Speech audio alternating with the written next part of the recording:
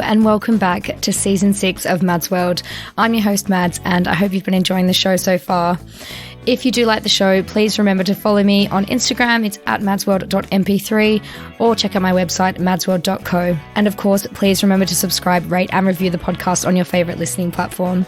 I can't believe I've had a dating podcast for over a year and a half and am only just getting around to speaking about ghosting. If you've never ghosted someone or been ghosted yourself, the term refers to the practice of ending a personal relationship with someone by suddenly and without explanation withdrawing from all communication. Joining me this week to chat about ghosting is the wonderful Mared Parry. Mared is a TV, radio and podcast presenter based in East London with loads of experience as a showbiz journalist and celebrity interviewer at the likes of The Independent, OK Magazine, Heart Radio and The Sun. She also hosts a Welsh Dating series, which makes her a perfect guest for Mads World. Up next, you'll hear our chat all about ghosting, our own experiences with it, the differences between ghosting and just letting things fizzle out, the right and wrong times to ghost, and much, much more. Hi, Mared. How are you? Hello, I'm good. How are you doing? Really good. Thank you so much for jumping on the podcast. I'm super excited to get into our discussion all about ghosting. But first, let's jump into our speed date question round so everyone can learn a little bit more about you. Can you tell me a bit more about your career in presenting and journalism? Because before this, we were just chatting about you've been doing so much different stuff, freelancing over COVID, everything. So I'd just love our listeners to hear a bit more about that. Yes, basically at the moment I'm a freelance presenter and journalist, and I'm working for a number of nationals doing like showbiz reporting in terms of the writing side of things. And then presenting, I'm doing my own dating show on Welsh TV and a few other comedy bits. But I've worked at a bunch of places in the past, like BBC, SLC, Heart Radio, OK Magazine, The Independent, The Daily Star, The Sun, like you name everywhere. It. I've been to most publications I've worked with, so it's been a whirlwind, but it's really fun. That's awesome. And apart from your work, what else is keeping you busy? What are you passionate about? Oh gosh, honestly, I'm such a workaholic. I feel like all my interests tend to revolve around media, but I love a good Twitter debate. I love getting into like a healthy Twitter debate about things, learning some new stuff on there. I love getting, day drunk with my friends. I love finding out amazing date spots in London. That's like a passion project of mine, is finding the best places to go for dates. You're a perfect guest for this podcast. I love it. I'll give you all the recommendations. Yes. And what else? I mean, I like makeup. So I used to be a makeup artist, so I do a lot of that in my spare time as well. Awesome. Who do you do makeup for? Do you do it like for weddings and stuff or just for mates? Or I used to work for Charlotte Tilbury and for Givenchy. Right. But yeah, a few years ago though, that was like a side hustle when I was at uni. Now I just do myself and my friends when they beg me. That is such a good friend to have. I do have a friend who's a hairdresser, and all the time I'm just like, just need like a full head of foils, toner, card, everything. Yeah. Can you just do it? Get hounded. Yeah, I bet. So I've got a few random questions now. Do you believe in true love? Right, okay. Yes, I do. But I believe it's something you like work towards and achieve. It's not something that's instantaneous. Yeah. Because I feel like there's a difference between true love and like this whole love at first sight bollocks. Definitely. That's just instant spark and connection, in my opinion. And attraction, yeah. Yeah, I feel like I'm a bit of a realist when it comes to romance and stuff. Like I'm all for it, but I'm also very realistic about things. Yeah, and I think that comes from having different experiences too, because I don't know if you're like me, but I've been on so many dates, like been with so many people and had lots of different boyfriends, and I think you learn along the way and it makes you a bit more jaded and a bit more cautious, but I think it definitely makes you smarter in that, slightly socially. I was like a serial dater for about 5 years and I've got like 1,000,001 stories from it, but I used to take them all as like experiences to learn and grow from and as lessons. So I feel like I'm very wise now at my old age of 25. I love that.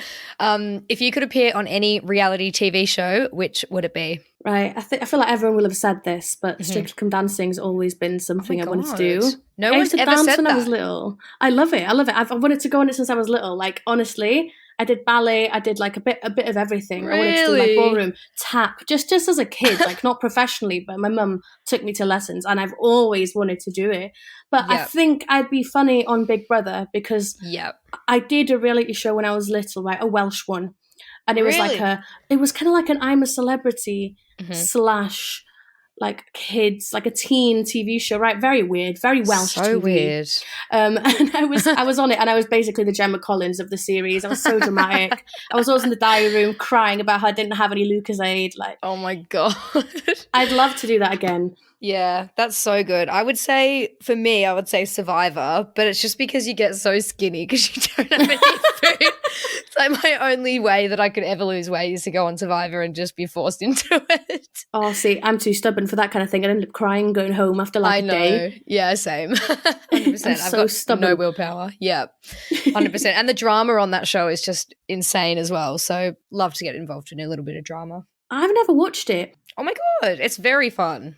I don't I've think heard of it. Do they have it in England? Like they've got the Aussie one and they've got the American one. Do they have an English one? I don't think so. Is it kind of like the SAS show, isn't it? Kind of, yeah. Except it's more like Big Brother vibes. Mm-hmm. I've heard of it. Never watched it though. Have to go check it out. It's very dramatic. Okay. You would love it. And lastly, what is your favorite pop culture moment of 2022 so far? I could rack my brains for hours because there's just been so many. So many. I think my favorite, like undoubtedly, is Julia Fox's like rise to fame Yes. overnight, dating Kanye, becoming this pop culture icon. There was like Uncut Gems. Weird. Uncut My new book is a Gems. masterpiece, even if I do say so myself. Like, it's just, did you do your makeup yourself? Yeah. Yeah. Brilliant. Like, nothing can top it. She's amazing. She's iconic. I just want to be her friend. She's so crazy. I love her. Crazy. She's just totally, completely tapped, and I love it. Like Yeah. her quotes, I think them in my head all day. Like I just constantly have her on a loop, just like saying Uncle Jams. Literally, everything she does is like iconic, and I think she knows So exactly what she's doing, which makes it even better. We haven't had this sort of like deliberate trash in the best way possible in years, and I love it. She's like bringing the naughties back. Yeah, and she I think she wants to become a meme. Like she knows it's going to go viral. Like she purposely does weird stuff. Literally, she's doing it because she knows it's going to like continue her career and like hold her place as like the best icon of 2022. And I'm here for Absolutely it. Good love on it. you. Keep doing you. I think mine has to be just because of just the shock was the Will Smith punch.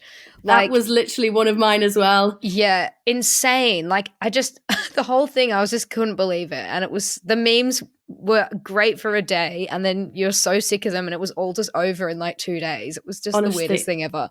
I was working that morning afterwards as well. First thing in the morning, 7 a.m. Yeah. I was working on a showbiz, and that's all I wrote about for about a week.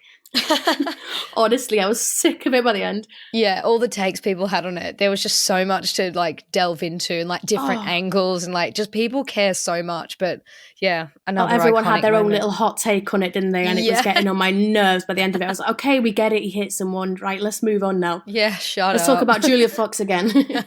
Bring her back. I do actually have one more question for you, and it's a question we do on every episode. What is your worst date story? Which one do you want? Oh, the funniest one. I mean, I'm going to have you back on the pod again if you've got some good ones, because people just live for it in Mads World, so. Oh my God. I literally used to run a website called Sex and the Shitty, and all I did was talk about bad date stories, so I've got so many. One particular one is quite funny from when I was, I want to say 17 or 18. Back when I was living in Wales. And it's quite funny because this didn't even feel like a proper date at the time. Mm-hmm. But I had been set up kind of with this older guy, right? He was like, I want to say like 9 years older than me. I was 18. Mm-hmm. He was like 28, and he was like friends with my cousin. And I was having a great time. Like, you know, we went to the cinema and stuff.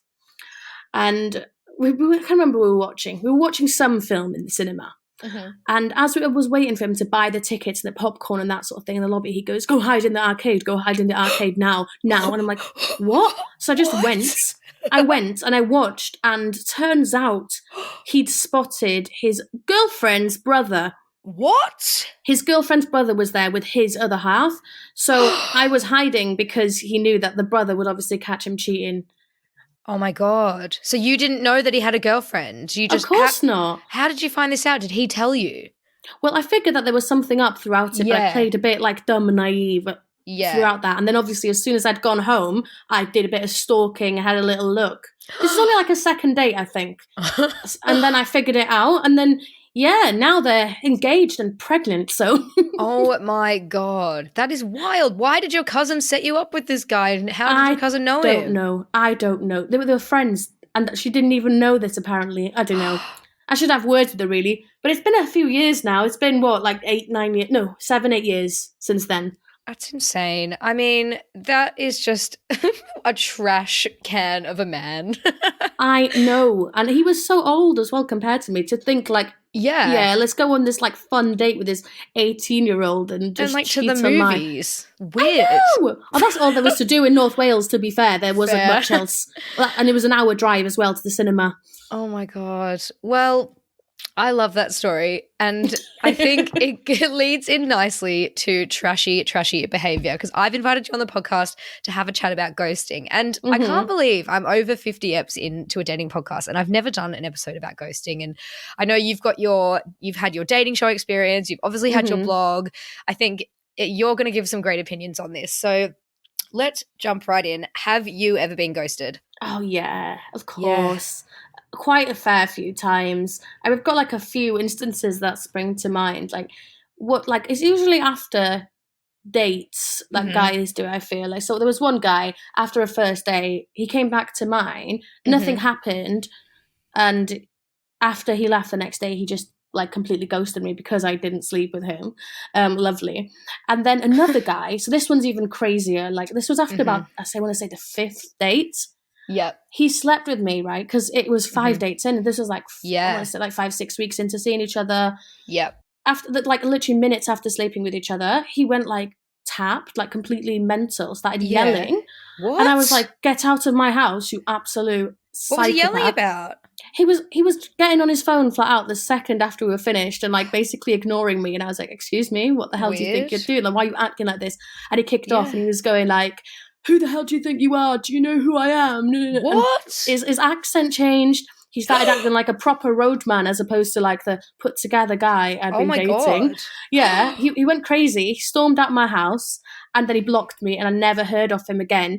Until 6 months later, I get a WhatsApp going, "Hi, sorry, just been in rehab. Would you like to go for a pint?" Wait, from him? Yeah. What? So maybe he was having some sort of episode, like some kind of psychotic episode where he developed a new accent. Was it drugs? Yeah, I have no idea and I don't care to know. Did you not reply? No. Oh my God. Oh my God, no. But like that is, I have had every part of the scale. That's probably the worst one though.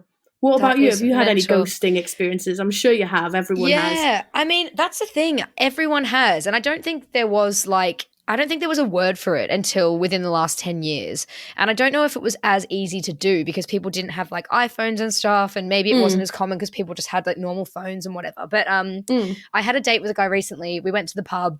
It was pretty fine. I went back to his, like stayed there. And then as soon as I got in the Uber to like leave the next day, I checked my WhatsApp and his photo had disappeared. And I was just like, oh, this is embarrassing. And then I looked on Hinge where we matched and he deleted me off Hinge as well. So like obviously he's blocked me on everything. And I'm just like, what? Like, what do you think I'm going to do? Like, do you think I'm just going to like harass you until you go out with me again? Like, I didn't like it either. Like, so rude. What is it? Guys love to do it just like after you've had a date with them and stuff. It's really annoying. Yeah, is what it so is annoying. More than anything. It's just like wasting time. I wonder where it comes from, because it's just like, is it just laziness or not wanting to deal with it? Or maybe it's like a post-nut clarity thing, like, you know, when guys have sex with you and then they get the ick or whatever. Like, what do you think it is? I don't think it's that deep. I think that guys they're just lazy and can't be asked to think of a way. They don't even want to put any sort of thought into like letting someone down. And it's not because they feel bad about it. It's because they quite literally just can't be asked. That's all it is. I swear to God, it's because they just don't have any fucks to give. That's all it is. And it sucks. Yeah, and I guess girls can do it too, like women can do it too. So, and I think I've definitely been guilty of like, I'd like to think of it as just letting things fizzle, and like maybe that is just me not replying or something. But have you ever ghosted anyone? Or maybe you don't think you have, but do you think, is there something where you're like, fine line, maybe I have? Oh no, I definitely have. Yeah. I have. I've done it loads. Yeah. I've done it loads, but I want to say like there's never been any actual investment in it. I don't think I've ever been unfair when I've ghosted. Any time I've ghosted, it's been after like speaking for a couple days and before going on a date, or like I've done it once or twice after the first date. But it's usually when there's been a quick turnaround before that date. So we're speaking and they were like, what are you doing tonight? Had the drink, and then I just didn't like them, so I just never replied to them. But it's never when there's been more like than a week or so. I feel like you can ghost each other as well, because sometimes you might have a date and then you both sort of know, but you just kind of have to get through 3 drinks or whatever to give each other the time, and then you just never follow it up and you're sort of like, I'm just going to let this fizzle. Like, I think that's letting it fizzle. But then do you think there is a clear difference between ghosting and letting things fizzle out? Oh, 100%. Yeah, 100%. I feel like ghosting is simply disappearing out of the blue, no warning. It's usually one-sided, whereas like fizzling out is kind of mutual and like both of you aren't feeling it. It's kind of natural. Yeah, I feel like ghosting is absolutely more savage and it's one-sided. But do you think that maybe, because like I would probably say this about myself, is I might feel like it's mutual and like we both want to, but then that's maybe just my side of it. Do you know, like maybe that person is like, oh my God, she's ghosted me, she's such a bitch, whatever. But you know, like it all comes down to perspective, doesn't it? Like it depends. Like people can just see situations in such different ways. Like I've had dates where I thought it was amazing and I really liked them and we got on, and then at the end I'm like, why didn't he kiss me? And then they just don't text you back and I'm like, how could I be so wrong? Like how could I have just, you know, been so wrong about someone? It's just so strange how people can have a different perspective on stuff, isn't it? For sure. It's just about reading it properly, isn't it? Because I feel like there's different levels to ghosting. Like it depends on whether or not they're blocking you completely or if they just don't reply to your text or don't bother to text you. Because like if so now someone did just not reply to my last message, or it's been 24 hours since the date and they haven't said anything to me, I'd just message them and be like, hey, you know, had a sick time with you, would love to do it again. If they don't reply to me, I'll just get the hint. I don't know. I feel like there's levels to it. Whereas if it's complete emotional investment, they make it seem like they want to see you again and it's all fun and games. Everything's going brilliantly, and out of the blue, you're blocked. Like that is like immoral. And I guess that leads into my next question. Is there ever a right time or a good time to ghost someone? Yeah, well, I feel like context is everything in that sort of situation, isn't it? It depends on how deep in you are. Because I don't know, there's no like black and white guideline to it. But I feel like if you've been speaking for a week or less and you've never met them or like only met them once, it's kind of okay.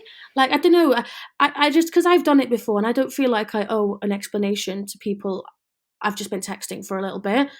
Like, there's, like, you know, everyone who's on dating apps and stuff, you talk to so many people at once and sometimes you ignore them, sometimes it fizzles out. Not everyone deserves an explanation. They're probably fine with that. They usually move on pretty quickly. But I feel if you've been like on multiple dates, you've been speaking for weeks on end, it's really fucked up and wrong, because it's just really bad because you'd never get closure. Yeah, and it's people's feelings. Yeah, it's the not knowing that's the worst thing, because I've been in so many situations where I've been speaking to someone like over lockdown, like 2 years ago now. Yeah. I was speaking to this guy for like 5-6 weeks and it was when we weren't allowed to meet as well. Yeah, I had something like that too. It was, I think everyone just was bored. So you just spent so much time on Hinge and Tinder and shit just talking to random people for some sort of connection or something. Yeah, well, I thought there was with this guy, right? We spoke about like loads of stuff, had loads in common, and we were like planning things to do when we were finally allowed to. And then out of the blue, completely ghosted me, as in didn't block me, but just stopped replying. So I maybe sent 1, maybe 2 follow-ups, like, yo, hope you're okay. Yeah. Because he'd mentioned before, was like, oh yeah, I'm really struggling with my anxiety at the moment. And I was like, you know what, fair enough, because I have it too.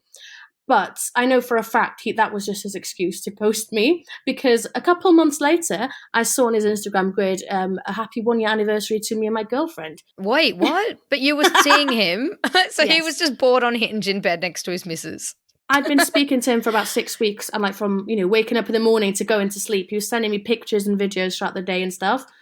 It wasn't just a couple of texts. It was like, you know, properly full speaking. on getting to know each other. And he had a girlfriend the whole time. What a surprise. Like that is wrong. It's a classic, isn't it? I mean, in terms of there being a right time to ghost, I think if they do something that's like out of line, or if they're rude to you as well, or if they like do anything that like might be violent or something, I would say definitely fine. But then sometimes I think, I mean, it's not your responsibility, but it is good to call out people for their shit behavior, because they're just going to do it to someone again, and they're just going to treat women or men, depending on who's doing it, like, I just think some guys might never get told that they're a piece of shit and their behavior is not good enough. So I have gotten into this habit of being like, just so you know, like, you know, that wasn't cool. You shouldn't do that to another girl. Like, it's pretty fucked up that you did that. But yeah, let's just leave it here. Because I think you can just leave it, but then maybe it's, I don't know if it's the right thing to do or not. But instead of just ghosting, just tell them that they're a piece of shit. Yeah, no, I agree. I agree with that. And also just I have told the people who ghosted me that, you know, they were pieces of shit. Even when I was younger, I would write, you know, I think loads of people are guilty of this, like to write those massive emotional paragraphs about how rude they were and how much it's hurt your feelings and stuff. But I obviously I don't do that anymore because I've got a boyfriend. But like in the past, well, what was it, 2 years? I think in the 6 months before I met my boyfriend, I got so much mature with this approach. And it was like, I'd let people know when they were being a dick, but not to that extent where I'm writing big ranty paragraphs. It would just be quite matter of fact, like, you need a therapist. Also, your dick is small. Bye-bye. And that's the bottom line. Yeah, literally. So to avoid ghosting people, because obviously it doesn't make people feel good, and like, you know, we probably can do better. What would you say in regards to like letting someone down easy? Like, how would you go about saying that? Because I kind of have a script drafted in my phone, and if I just want to, so it's just in my notes, and it's just like I literally just copy and paste it, because I'm like, I get anxiety about sending these messages, so I'm like, just copy, paste, bang, like move on, and that gives them the closure, and I'm like, bye.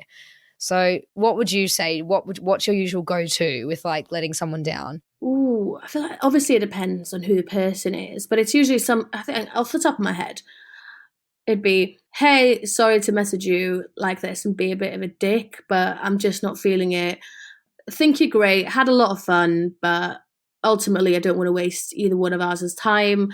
Yeah. Maybe I'll see you around sometime. Have a nice life. Bye. Have a nice life. Bye. I don't know. That's just off the top of my head. I'm just trying to imagine the situation, what I would say now. I usually would say something like that if we really got on. But if it was a bad date, I kind of do a lie. So I hope if anyone's listening to this and you've been sent this text, it was a lie.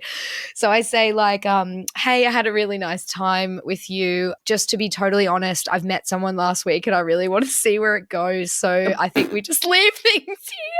That one's that's so bait. That is so bait. So many people do that. Like, I've had many of my male friends have told me that a girl's dropped them this line. Maybe you've dated all my male friends. Maybe. Probably. I've been out with a few Welsh guys, so if they're Welsh. Honestly, I feel like everyone uses that one, and I'm like, every time I've heard someone use it or I've had it used on me, I'm like, surely that's not true. Just say you don't like me. But I guess it spares their feelings, doesn't it? That's what I mean. It seems like a kind way to be like, you're great, but I've just found someone that I like more, you know? Mm-hmm. So I know it's a lie, and I've just revealed myself totally here. But I don't know. It always works. And they're just like, thanks for being so honest. Like, hope it goes well with them. You always get a nice response back. Have you always had a good one? I've had so many bad ones before when I've tried to be nice to people, but they've just been really rude back and be like, I don't fucking fancy you anyway. I'm like, oh my God, this happened to me yesterday. Someone on Instagram DMs messaged me a voice note. I'm just going to do a whole episode about it. But like in a summary, I just was like, not interested, thanks. And he sends another voice note. He goes, yeah, well, you're a fucking narcissist anyway, and you just seem like a bad person. I'm like, is that why you asked me out? Oh my God. There's so many red flags so early with those kind of people who can't take rejection. Imagine what you'd be like if you were actually in a relationship with that person, controlling AF, angry, a nasty, abusive boyfriend, most probably. Like, that's what that gives me. Absolutely. My next question is, do you think men or women get ghosted more, and why? I don't know. I think it's quite equal, to be honest. But like, from what I've spoken to people, and this is just from like, I guess it's just from experience of people I know. Yeah. But like, men tend to do it more when they're deep in and there's like, they feel that the woman's too attached. because they struggle to actually be mature and speak about their feelings. Mm-hmm. And also men don't like to toss away potential shags too early on. Oh my God, I feel like guys so like true. to see where it goes, see if they can actually get a shag out of it, and then they'll bin them off. Oh my God, Whereas I feel like, yes. I know it's Yep. not true in every case, but most cases that I've heard of, for sure. And I think as well, they want to keep you on the back burner for like a 3 a.m. shag if they're out and they just want somewhere to go and hook up. Like they're not going to, Exactly. if they don't text you and stuff, there's no closure. So it's kind of left open-ended, and maybe they can text you in the future and see if you want to like hook up or something. Exactly. Yeah, I feel like guys do it when they know they're getting in too deep, which is the wrong thing to do. Whereas I think women do it a lot, but it's more at the very start, because it's probably because I've had a bad experience. Something's given them the ick. And like women don't necessarily need to keep pursuing all of these guys. They don't need to have them on the back burner for a shag. So true. Let's face it, it's a lot easier for a woman to bag a guy in bed if she wants to. Yeah. Like there's no 100%. work really that needs to go into it if that's what you're after, really.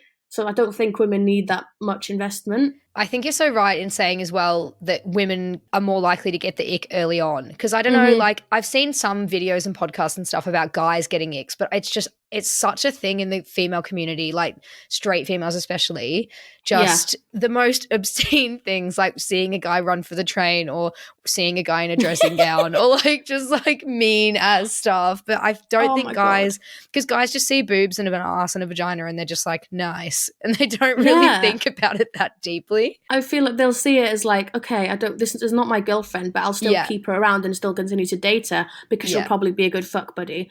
But I don't think women, not every time, have the same sort of approach, because I feel like there's more emotion attached to dating. And again, this is just like generalizing. This is not true for everyone, but for the most part, from all of my friends and my friends' friends and the other people I've heard of stories, it pretty much follows the same sort of pattern. Yeah, no, totally. And do you think there's a particular personality traits that are associated with people who ghost, or do you think anyone can do it and has had it happen to them? I feel like people who need therapy.